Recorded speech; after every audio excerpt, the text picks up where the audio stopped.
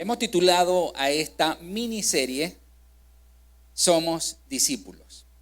Y esta serie apunta a esa forma en la que Dios elige a aquellas personas que por cuyo intermedio harán su voluntad.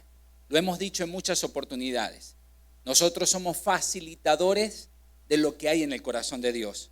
Dios está buscando personas que puedan comprender lo que hay en su corazón para llevarlo a cabo. Cada uno de nosotros representa manos que se extienden desde el corazón de Dios hasta la necesidad.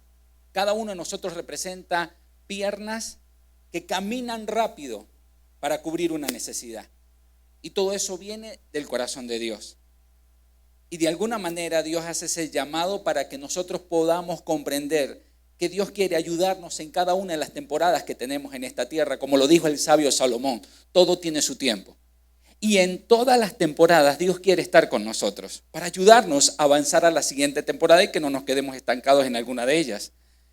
Por esa razón, hay una historia que siempre he contado acerca de aquel hombre que quería enseñar una buena lección a sus hijos, sus 4 hijos. Así que envía a uno para que vaya a una colina donde se encuentra un árbol de peras. Y así él pueda traer algo de frutas a la casa. El niño obedientemente fue hasta aquel árbol. Pero cuando llegó, sufrió la gran decepción al ver el árbol y no tener ninguna pera. De hecho, el árbol estaba seco y sin ninguna flor ni hoja. Él regresa algo decepcionado y le dice a su padre lo que había visto. Luego de un tiempo, su padre envía a su segundo hijo.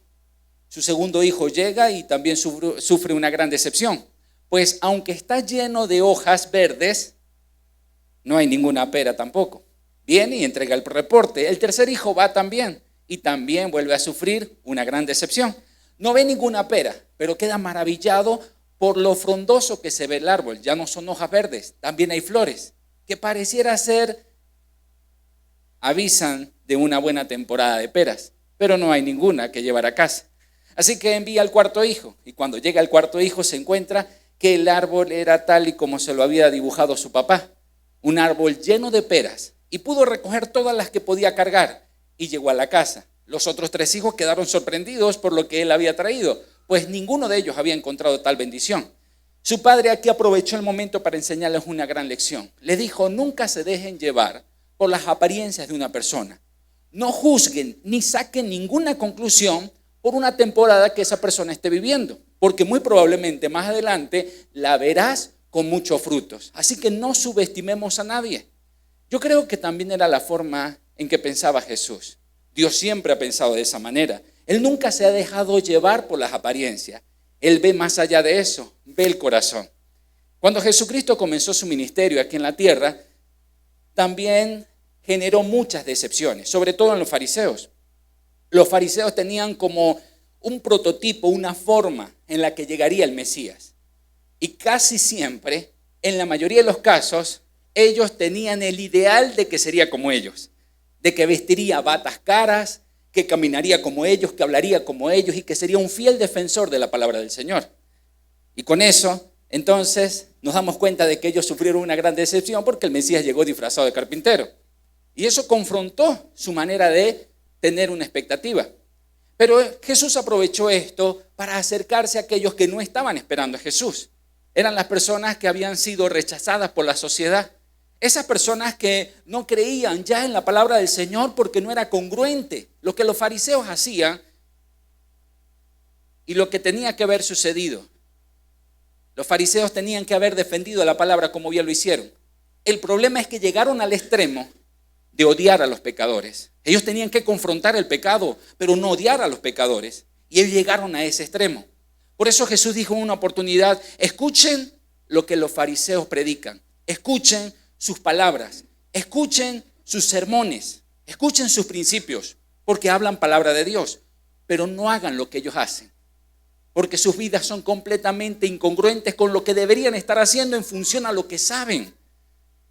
Entonces Jesús comenzó una selección que confrontó aún peor la expectativa de los fariseos. Su selección fue impresionantemente inusual. Tomaba en cuenta aquellas personas que eran rechazadas, aquellas personas que eran muy vulnerables, aquellas personas que estaban pasando por procesos muy difíciles debido a su pasado. Un pasado que no se podía desprender de ellos y que pareciera ser, muchos tenían la etiqueta que no podían zafarse de su vida. Y en ese sentido comenzó una selección que fue marcando anillos de intimidad para Jesús.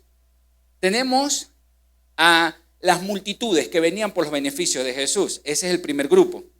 Son las personas que conocen de Jesús, porque algún flyer le llegó de alguna de esas cruzadas de milagros que está haciendo.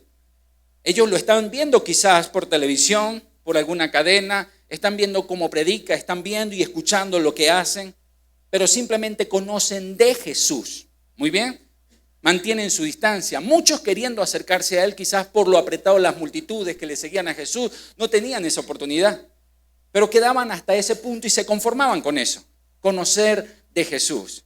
Pero había un segundo grupo, eran los que conocían a Jesús, a ellos se les llamaba seguidores.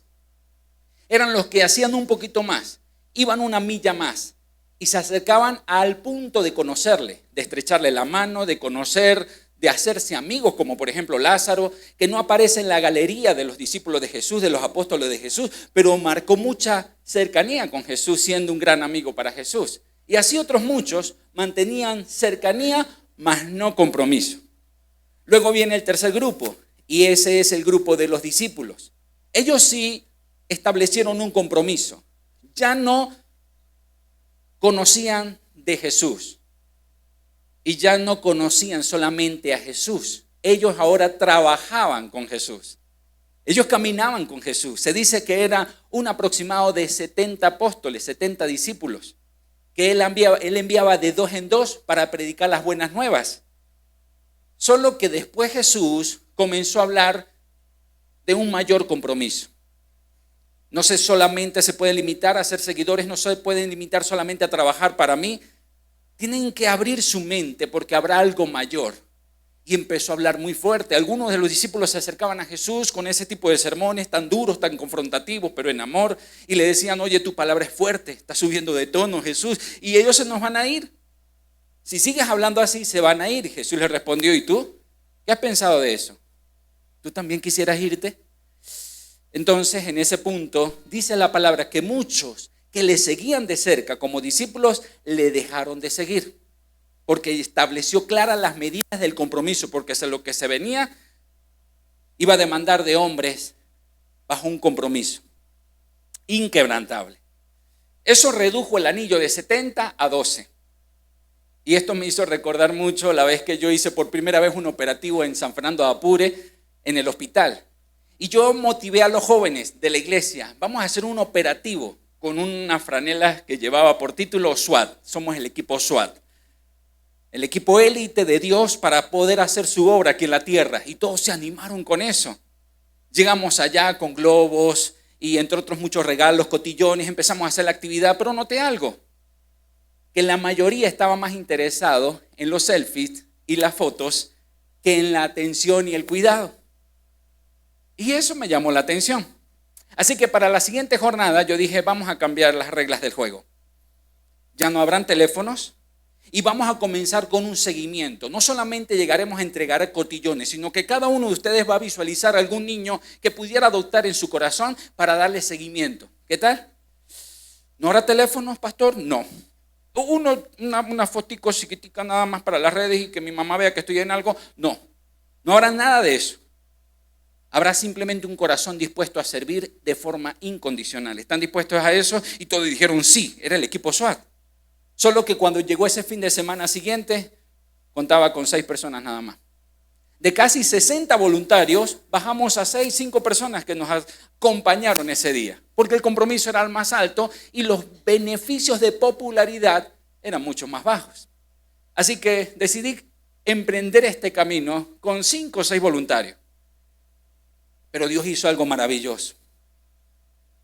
Recuerdo una prédica de Dante Gebel en la Plaza de Toros cuando dijo, Dios hace más con una herramienta oxidada, con determinación, que con una caja de herramientas nuevecitas, sin determinación. Y esa palabra llegó a mi corazón porque yo me veía como una herramienta oxidada, llena de complejos, Pero aún así en mi corazón había determinación y Dios vio eso y comenzó a usarme. Y yo creo que la mayoría nos hemos encontrado en ese punto. Dios nos ha visto como ese árbol seco y muchas personas lo ven así. Pero más allá de esa apariencia, Dios ve un árbol lleno de frutos. Por eso es tan intencional, tan persuasivo, tan dedicado y fiel para que nunca se nos olvide de que Él vio algo mayor en nosotros. Y nos lo va a repetir una y otra vez, porque vamos a tener recaídas. Al principio vamos a decir, sí, Dios vio algo grande en mí, aunque yo no lo veo, mi familia no lo ve, pero Dios habló a mi vida y está viendo algo mayor. Con el paso del tiempo, muchas veces hay circunstancias que nos llevan a perder de vista eso que en algún momento llamamos mi primer amor. Y ya dejamos de ver ese árbol frondoso porque seguimos en el árbol seco. Aunque hay algunas personas que empiezan a reconocer que hay algunas hojitas verdes. Bueno, ya no es el desgraciado de hace tiempo, lleno de escombros. Ahora mira, está floreciendo algo, un pequeño ápice de frutos que ventila una buena temporada. Pero para Dios eso es suficiente para crear una expectativa en nosotros y en las demás personas. Esto es progresivo, esto no es instantáneo. El crecimiento que Dios permite en la vida de aquellos que elige es un crecimiento que lleva tiempo. Y nosotros tenemos que tener paciencia para con nosotros mismos y para con otras personas que caminan a nuestro lado. En ese sentido, Jesucristo fue al Padre porque tenía que hacer una selección. No lo hizo a dedo. Le llevó toda la noche. Yo dije, no, ahora toda la noche para que Dios le revelara quiénes serían los discípulos que le acompañarían. Jesús conocía la historia, por ejemplo, de Moisés. ¿Por qué no llegó a las 9 de la noche diciéndole a Dios, ¿será que me puedes enviar en tablas, así como lo hiciste con Moisés, el nombre escrito de cada discípulo? Hacerlo más sencillo toda la noche. Nosotros estuvimos en una vigilia hace poco toda la noche y fue bastante maravilloso el tiempo, ¿cierto? Le puedo compartir fotos a los que no asistieron, algún testimonio. Fue un... Bueno. Pero sí, creo que fue una gran experiencia. Y aunque fue difícil, yo venía de un viaje de más de 20 horas de camino. Y yo tenía que ir a la vigilia. Y en un principio dije, voy a estar media vigilia. Pero después que yo vi lo que se desató en ese lugar, yo me dije, voy por toda la milla completa. ¿Sí? Y Dios nos fortaleció. Habían personas ahí hasta con cuadros de salud que no calificaban para estar en una vigilia. Pero Dios les fortaleció y ayer escuchaba el testimonio de una de esas personas que me dice que fue sanada en ese punto. Y yo digo, así funciona Dios cuando lo vemos como realmente Él es. Y así que Jesús pasó toda la noche pidiendo dirección para elegir bien, porque Él estaba trabajando en una visión que sería perdurable y trascendental de generación a generación. Así que no podía equivocarse en la selección y se tomó el tiempo. Luego al otro día sale y comienza a elegir. Pero miren, antes de esa elección, Él comprende su visión, pero también su misión. Porque la selección tiene que estar en el marco de lo que Él está buscando. La misión es el cómo. Y el cómo siempre va a necesitar de gente para poder hacer posible la visión. Él no trabajaría de forma aislada o solitaria, teniendo el poder para hacerlo. Pero nos demostró una gran lección. Este asunto de la fe se trabaja en comunidad. Se trabaja en equipo porque su esencia es la familia. No podemos permitir en lo que Dios nos coloca como asignación ser llamados el llanero solitario. Porque en solitario Dios no trabaja. Padre, Hijo y Espíritu Santo siempre han vivido en comunidad y por eso pensaron en la iglesia un asunto de comunidad. En el marco de esa misión encontramos que Jesucristo anhelaba formar discípulos de clase mundial. Jesucristo anhelaba formar discípulos de clase mundial. Es decir, Jesucristo no estaba solamente haciendo algo para su territorio, el pueblo de Dios, Israel. Él estaba pensando hasta lo último de la tierra. Él estaba pensando en nosotros aquí en Venezuela, Mérida. ¿Qué tal? Él estaba pensando en los confines de la tierra, en cada rincón, en cada espacio. Esa era su misión. Por esa razón, entonces, en la Biblia encontramos en Mateo 18 algo llamado la Gran Comisión. ¿Qué quiere decir? Bueno, no sé si tengan esa barajita. ¿Sí? En esta moda yo tuve que ingeniármela para que los niños agarraran interés en la prédica también. Esta barajita es la más cara de todas, de hecho. Dice Mateo 28, 18. Jesús se acercó y dijo a sus discípulos: se me ha dado toda autoridad en el cielo y en la tierra, es decir, ya lo conquisté. Por eso él decía, en este mundo van a sufrir aflicción, pero cobren ánimo, yo ya vencí al mundo. Por esta autoridad y este poder que él logró. Por eso no puede haber limitaciones ni argumentos en nosotros, porque él ya venció. ¿Y quién venció va con nosotros? Eso es para que usted infle su pechito, ponga la frente en alto y sepa a quién usted representa. Al Rey de Reyes y Señor de Señores, quien venció y ahora está de nuestra parte. Eso es una gran ventaja. Por lo tanto, vayan y hagan discípulos de todas las naciones. Ya les dije y les mostré cómo funciona.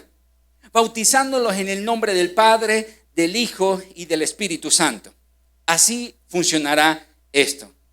Él demostró lo importante de primero ser discípulo, porque por 30 años él fue un discípulo de mamá y papá.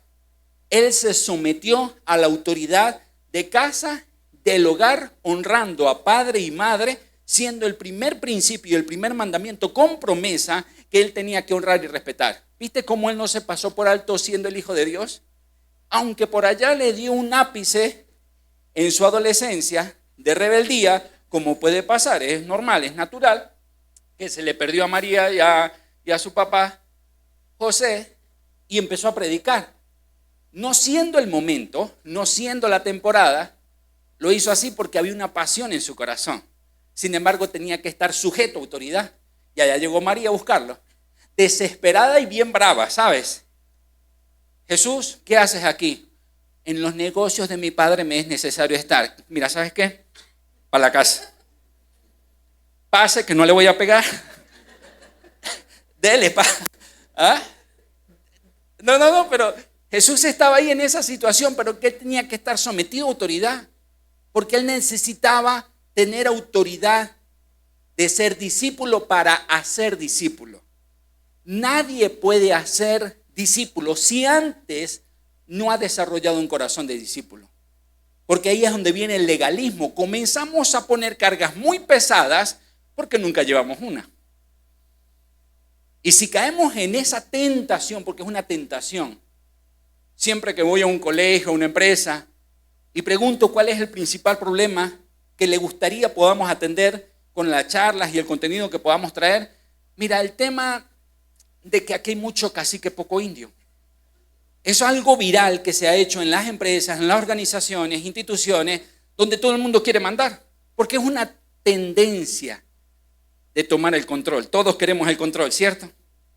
Por eso nadie quiere ser discípulo, quiere ser líder, quiere estar al frente, quiere dar las normas, quiere colocar las reglas, pero someterse a otras, Por eso cuando una chica se casa, ¿qué le dice su familia, sus hermanas y su bendita mamá? ¿Qué le dice? No se la deje montar. Gracias a Dios no me pasó a mí, o no lo recuerdo. Pero no se la deje montar. Va a valer. Usted vale mucho. No se la deje montar. Porque es una naturaleza indómita que llevamos. Es algo natural. Y Dios espera tratar esa área en nosotros. Porque solamente un corazón de discípulo puede escuchar con atención la voz de Dios y caminar en obediencia. Pero si no hay ese corazón, siempre le vamos a proponer a Dios otras alternativas, porque no tenemos un corazón enseñable. Entonces, comienza la selección. Selección número 1, Marcos 1:17. Jesús llamó a Simón Pedro y a sus hermanos. ¿Ah? Estas valen un poco menos, pero también son muy buscadas. Ellos son Simón y Pedro. Y dice la palabra que Jesús los llamó. Vengan, síganme y yo les enseñaré cómo pescar personas. Quiero invitarlos a algo más grande que ustedes mismos. Ellos sabían que esto implicaba un sacrificio. Ellos sabían que tenían que perder algunas cosas, como por ejemplo la pescadería, aquello que generaba recursos para sustento, el de él, el de ellos y el de su familia. Ellos tenían que sacrificar eso, pero perderían más si se niegan a esta maravillosa invitación. Y es lo que yo siempre digo, sí, seguir a Cristo tiene su costo, pero ¿saben? No seguirlo tiene un costo mayor. Por eso siempre hemos pensado que Dios no es la solución más cómoda, porque Él suele incomodarnos. Él trabaja en función a nuestra fe, pero es lo más seguro que podemos hacer. Siempre se lo ha visto de esa manera. Pedro era un hombre iracundo, era un hombre de esos extrovertidos que hacen y hablan antes de pensar, si es que piensan. Son esas personas que son de mecha corta, son personas impulsivas, y esas son las características de aquel Pedro que Jesús llamó. Junto a su hermano Andrés, eran pescadores, hombres ordinarios. No calificaban quizás para pescar personas, tienen todas las características. Mira, si ellos van a cómo controlar la ira, salen raspados todos. Porque no tienen esa capacidad. Están acostumbrados a pelear con otros pescadores por los territorios. Son de armas tomar, son violentos, son groseros, ¿ves? Son ordinarios. Ellos no tienen una formación académica, no pudieron ir a la universidad. Ellos tienen que trabajar y desde muy pequeños le enseñaron el trabajo duro. Se volvieron comerciantes, no por elección, sino por necesidad. Esas son las características que Jesús está buscando. No entró al templo, anda por las orillas de la playa buscando personas completamente inusuales para algo que cambiara el mundo. No sé si fue una de esas orillas a las que Dios te visitó, llegando a tu casa, teniendo todos los atributos para salir raspado en cualquier materia de estas que estamos dando aquí en el riel de capacitación, pero aún así las estás viendo, ¿ves? Y estás avanzando paso a paso, un día a la vez, porque sabes que hay algo que Dios hizo en tu vida y seguirá haciendo. Y buscas perfeccionar ese llamado a través de tu voluntad, a través de tu disposición. Es lo único que Dios espera de nosotros. En una oportunidad escuché de un jefe de una gran empresa que está buscando personal para su nueva organización, una empresa muy prestigiosa. Y comienza con las entrevistas. A ver, hábleme de su currículo. Hablo 5 idiomas, vengo de Harvard, y hice esto, este es mi currículo, trabajé en otras muchas empresas y tengo una capacidad muy elevada y creo que califico para esto. Él dijo, ok, cualquier cosa te llamamos, no nos llames, te llamamos. Así que viene el siguiente y también habla y ostenta de su maravilloso currículo. Cualquier cosa te llamamos. Llega el siguiente, ¿sabes? Me acabo de graduar en una universidad sencilla, pero gracias a Dios tengo el título y anhelo trabajar. ¿Y qué sabes hacer? Lo que mejor sé hacer es hacer caso. Cualquier cosa que usted me diga, lo voy a hacer tal y como usted me lo pida. En eso soy experto. Y con el tiempo sé que voy a ir aprendiendo a ganarme esta posición y este privilegio si me lo concede, contratado. Porque a veces esa forma de contratar personas de altas capacidades, de hecho Edgardo me comentó también, y no sé si puedo expoliar eso, ¿ah? Que va a trabajar en una agencia de carros y parte del currículo de la solicitud es que no sepas nada de carros. ¿Qué sentido tiene eso? Claro, no queremos que ese bagaje de información y de experiencia pueda chocar con lo que nosotros queremos hacer. Porque llegan como sabes, ya me las sé todas. Y trabajar con alguien así a veces es complicado, si no es en la mayoría de los casos.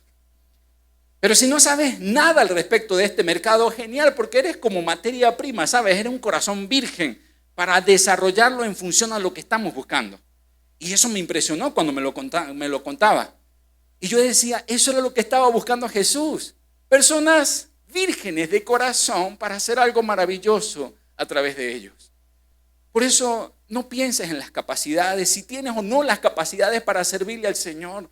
Piensa solamente en que Él te eligió y que Él se encargue de sacar lo mejor de ti, porque sabe que Él te creó y sabes cómo fuiste diseñado. Así que no subestimes tu rendimiento, tu capacidad por lo que ves o lo que conoces o lo que sabes.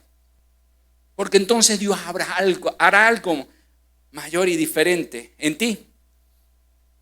Marcos 1:19. Poco más adelante Jesús vio a Santiago y a su hermano Juan y los llamó de inmediato.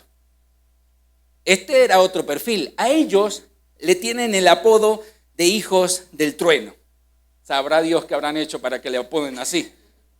Hijos del trueno, porque también eran iracundos. Y no solamente eso, sino que tenían ambiciones de poder. Eran ambiciosos. Cuando conocieron a Jesús, ellos eran discípulos de Juan el Bautista. Pero ellos habían llegado a un tope, todo el tiempo predicando y ganándonos enemigos con estas prédicas de Juan el Bautista. Pero ahora llega el que se dice es el Mesías y tumbará cualquier gobierno porque su gobierno está por encima de los demás. No, yo me sumo a esta lista. Capaz y me deja ahí como su mano derecha. De hecho, fue una solicitud que hizo su madre, la madre de estos dos bendecidos. Pidió a ver si era posible que ellos, sus dos nenes, estuvieran uno a la derecha y uno a la izquierda cuando viniera el reino de Dios. ¿Qué tal? Una mamá ambiciosa que para hijos ambiciosos. Y en ese sentido estaba esas características en su carácter. En ese sentido estaban esas características en su carácter. Tampoco eran muy buenos, calificando para lo que Jesús quería hacer. Pero Dios había visto algo. Muchos lo veían como árboles secos, pero Jesús estaba viendo un árbol lleno de frutos. En una oportunidad, mira el descaro de estos muchachos. En una oportunidad Jesús los envía a preparar lugar para recibirle. Es decir, Jesús envía a estos dos muchachos, a Juan y a Santiago, los envía a Samaria para que preparen su cruzada allá en Samaria. Pero samaritanos y judíos no se la llevan. Fue un acto atrevido de Jesús pretender levantar una campaña de evangelismo en aquel lugar cuando son enemigos. Entonces envió a Juan y a Santiago, pero a ellos le impidieron entrar para hacer la gestión de preparativos. Se lo impidieron. Los samaritanos dijeron: ustedes no van a hacer nada aquí, ustedes no van a entrar aquí, no queremos a su Mesías, no queremos que hagan nada aquí. Ellos se vienen con una impotencia que querían agarrar a golpes a todo eso. Se acordaron que eran discípulos de Jesús y volvieron y le dijeron a Jesús: ¿sabes lo que nos hicieron? Nos impidieron entrar, nos impidieron organizar el evento allá.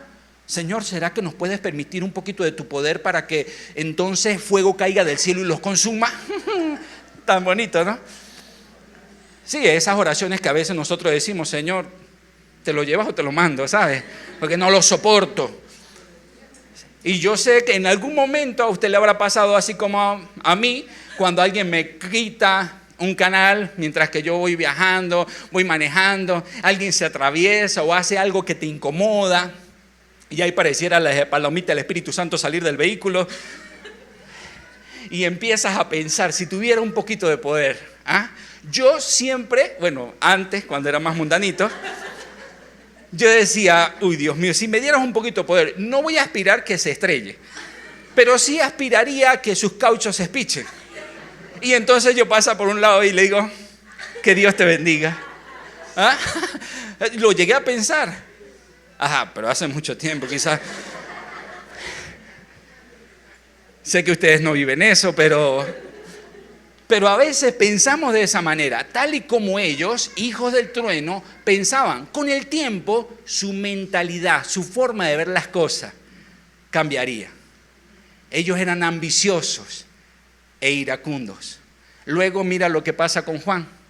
Escribe no solamente un gran libro al que se le atribuye su nombre como apóstol, donde habla y exhibe el amor de Dios en su máxima expresión, sino también sigue escribiendo 3 cartas abiertas a todo el mundo acerca del amor de Dios, cartas que hablan del amor de Dios. Y eso es maravilloso porque fue un discípulo que aprendió a conocer el amor de primera mano, muy cercano a él. Ese tipo de cambios Dios lo sigue haciendo. Hace un par de semanas estuve en el 5º aniversario de lo que llamamos la Cumbre de Liderazgo Generacional. Se cumplen 5 años desde que comenzamos con esta iniciativa de formar líderes que trabajan con las nuevas generaciones a nivel nacional. Y fuimos hasta allá y fue una experiencia maravillosa. Y en estas experiencias, en una oportunidad, hablé con un líder del área de niños. Y él me cuenta su testimonio de dónde Dios lo sacó. Y yo decía, Dios mío, él era parte de una banda que se dedicaba a la extorsión y el secuestro, al vandalismo. Estuvo privado de libertad en Venezuela y en otros países, perseguido. En una oportunidad estuvo a punto de morir, pues estando preso en un centro penitenciario fuera del país, se armó un motín y una guerra entre bandas. Lo llevaron y a él le abrieron el estómago, buscando sacarle los órganos, porque era lo que se hacía en ese momento, para exponer ese tipo de acciones y que nadie se metiera con esa banda o con ese sector. Y él estuvo a punto, porque a él lo abrieron, él se levanta a su franela y me muestra todo su pasado, todas las marcas de su pasado. Y yo, está bien, ya te creo. Entonces me bajó la tensión del tiro, una broma.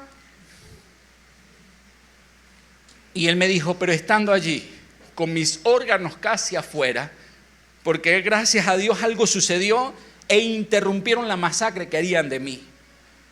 Y estando allí le pedí a Dios una segunda oportunidad. Y me la concedió, ¿sabes? Me llevaron a emergencias, me restauraron, salí en libertad, volví a mi país, empecé a buscar dónde congregarme y llegué al punto de servirle a Dios con tanta pasión y devoción por esa siguiente oportunidad que me concedió. Y ahora estoy a cargo de una gran área de niños que están siendo formados. Y lo impresionante, cuando yo pregunto al pastor principal de esa iglesia, me dicen que los niños lo aman. Tiene una gracia especial. Capaz y no les ha mostrado las heridas, ¿no? Pero lo aman de una manera increíble. Y lo mejor de todo no es esto. Lo mejor de todo es que tiempo después, hablando yo con un empresario, me dice, ¿sabes cómo yo llegué a la iglesia? Resulta que mi esposa en una oportunidad le dio por ir a la iglesia. Nosotros ya habíamos experimentado qué significa estar en una iglesia, pero sufrimos tantas decepciones que yo dije, más nunca. Y así mi familia también lo hizo. Con el paso del tiempo llegó la situación en la que necesitamos asistir a una iglesia. Así que empezamos a buscar. Llegamos a una iglesia, pero en esa oportunidad yo le había dicho a mi esposa, solamente tú vas a entrar, yo no voy a participar, quiero que me des tiempo, necesito asimilar esto mejor. Así que llegan a la iglesia y él dice, bueno, me voy a bajar solo para ver cómo es el área de niños, ¿ok? Dejo a los niños, me retiro y las vengo a buscar cuando termine el servicio, ¿ok? Y ella dijo, está bien. Ella entra al servicio, va llevando a los niños al área de niños y cuando llega allí se topa con este líder del área de niños que ya le comenté. Y resulta que este empresario también era un vándalo en sus tiempos pasados. También formó parte de una banda de extorsión y entre otras muchas cosas. Viene del mismo pote. Resulta que cuando se topa con él, era de una banda contraria. Él dice, gracias a Dios por mi aspecto físico, para como me encontraba en ese momento, no me reconoció porque eso fue hace muchos años atrás, poco más de 20 años. El tema es que yo sí lo reconocí a él. ¿Cómo olvidar esa cara, siendo la cara que me acercó tanto a la muerte? Pues en una confrontación de ambas bandas, él me apuntó con una pistola. Él me puso un revólver en la frente, listo para matarme. Algo sucedió en su corazón, en su vida, no sé, que algo como lo espantó. Retiró su arma y se fue. Pero estuve así de morir en manos de ese hombre que ahora es un líder del área de niños. Yo me tuve que quedar. Yo dije, ni a palo dejo a mis hijos con esto. Entonces él decidió, no, ¿sabes? Voy a retirar a los niños, voy a entrar al servicio abajo. Y mientras que estaba en el servicio no dejó de pensar en esta imagen. Y la prédica hablaba de que Dios transforma, de que Dios toma lo que no es y hace que sea. Desde ese entonces él me dice, he estado conectado con la iglesia, soy un fiel contribuyente al ministerio de nuevas generaciones porque sé que Dios cambia vidas. Y no me lo mostró en teoría, no fue un sermón, fue una realidad, como este hombre cambió y los niños lo aman. Ahora mis hijos siempre quieren ir al jardín de niños y ahí está él. Un hombre completamente cambiado y transformado. Eso pasó con Juan. Venía de un pasado muy difícil, pero conoció a Jesús. Y es que cuando conocemos a Jesús, el cambio es inevitable. Mateo 9:9. Lo voy a dejar para la siguiente semana y hablarle de Mateo. Luego quiero hablarles también de Simón el Celote, que es otro gran discípulo que viene con un pasado tan difícil, pero Jesús no lo rechazó. Jesús lo tomó en cuenta y lo enlistó en su equipo maravilloso. Y quiero cerrar con esto. El siguiente pasaje habla de las palabras del apóstol Pablo, ya un legado que cobró fuerza en el tiempo. Jesucristo hizo su parte, demostró cómo funciona. Los discípulos aprendieron esta lección y aunque sentían temor y mucha incertidumbre, asumieron la gran comisión y comenzaron a ser discípulos, pues fue la encomienda que les dejó nuestro Señor Jesucristo, porque Jesucristo pensaba en nosotros y su mensaje tenía que trascender a nuestros tiempos. Pero alcanzó al apóstol Pablo también, y Pablo dice esto a su querido hijo Timoteo, su discípulo Timoteo: me has oído enseñar verdades, me has acompañado, me has escuchado predicar, me has escuchado tantos sermones, tantas palabras, y estas han sido confirmadas por muchos testigos confiables. Ahora necesito que tú te encargues de enseñar estas verdades a otras personas dignas de confianza, que estén capacitadas para transmitirlas a otros y que esta cadena no se detenga. Porque así como yo fui bendecido, dice el apóstol Pablo, yo necesito que esto siga bendiciendo a muchos más, porque el mensaje de Cristo es transformador, ¿sabes? Si tú consideras que Dios ha hecho algo en tu vida y lo está haciendo y eres consciente de ese cambio en tu vida, aunque sea muy poquitos pasos, por favor no te quedes con eso. Piensa en alguien más para que disfrute del beneficio de tener a Cristo en el corazón. No te encierres solamente con ese mensaje, porque sería egoísta de nuestra parte. Con el paso del tiempo yo he experimentado tantas expresiones de amor de parte de Dios y su gracia que no puedo contener el compartirlo con otras personas. Y me he quedado con eso, ¿sabes? De ser una inspiración para otros. Y sí, llegamos como un gran problema a una iglesia, lo decía en la vigilia. Cada nueva persona que llega a la iglesia es un nuevo problema. Pero es que así funciona. El día que yo llegué por primera vez a una iglesia, llegué con un problema. Son problemas que llegan, pero no quedarán así. Porque aquí está el Dios que cambia a los problemas por grandes bendiciones. Así que creo llegaste al lugar correcto. Amén.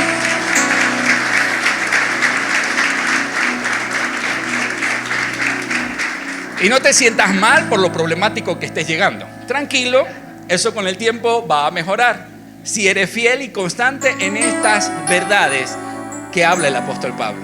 Y luego te vas a convertir en un embajador, en alguien que habla con un testimonio. No es que vas a compartir un mensaje, tú serás el mensaje. La gente verá en ti cambios que dicen: yo necesito conocer a ese Dios. Y a medida que lo vayan conociendo a través de tus frutos, esas maravillosas peras, entonces ellos tendrán las suyas propias y compartirán a otros. ¿Ven lo maravilloso de esta cadena? Por eso que nunca se les olvide el título de este mensaje: somos discípulos. No quiero ser un seguidor, no quiero ser aquella persona que de lejos escucha de Jesús. Quiero ser un discípulo, quiero comprometerme con su causa, quiero ser parte de la gran comisión y hacer que el mundo se vea diferente, porque yo estoy asumiendo mi parte. Amén. Vamos a colocarnos de pie y vamos a darle gracias al Señor. Amado Dios y Padre Celestial, te doy gracias por este gran privilegio del que hoy me hago más consciente que nunca, Dios. Veo mi pasado, Dios, que no lo puedo olvidar, pero que ya no me afecta, Dios mío, porque tú llegaste a tiempo oportuno y has venido haciendo tantos cambios en mi vida que ahora, Señor, me limito solamente a poder hacer que otros también cambien sus vidas, compartiendo el mensaje. Sé que no tengo el poder, pero tengo a quien tiene el poder. Y ya como lo dejaste muy claro, tú conquistaste